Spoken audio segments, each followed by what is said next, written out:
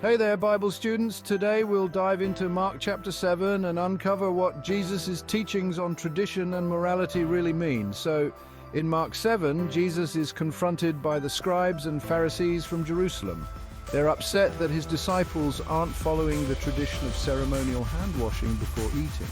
These religious leaders prioritize human traditions over God's commandments, but Jesus doesn't hesitate. He points out their hypocrisy, emphasizing that God's moral standards are far superior to man-made tradition. He says in verses 6-7, Isaiah was right when he prophesied about you hypocrites.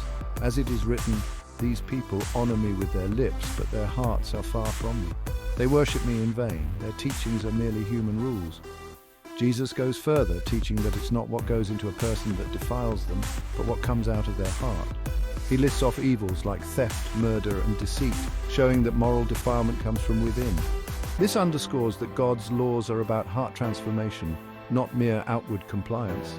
Now let's talk about the story of the Syrophoenician woman. This Gentile woman pleads with Jesus to heal her daughter.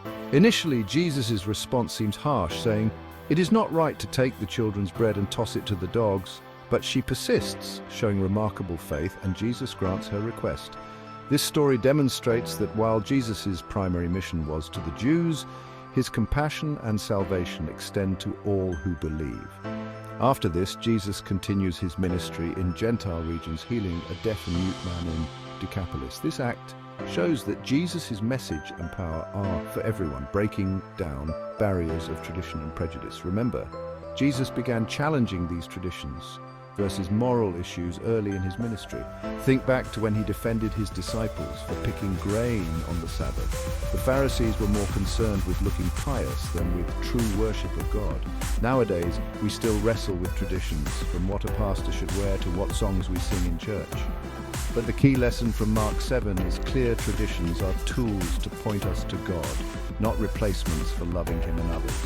When traditions overshadow God's commandments, they become idols. That's Mark 7 in a nutshell.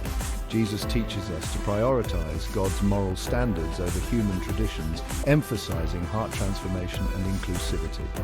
Thanks for watching, and keep studying the Word. Until next time, stay blessed.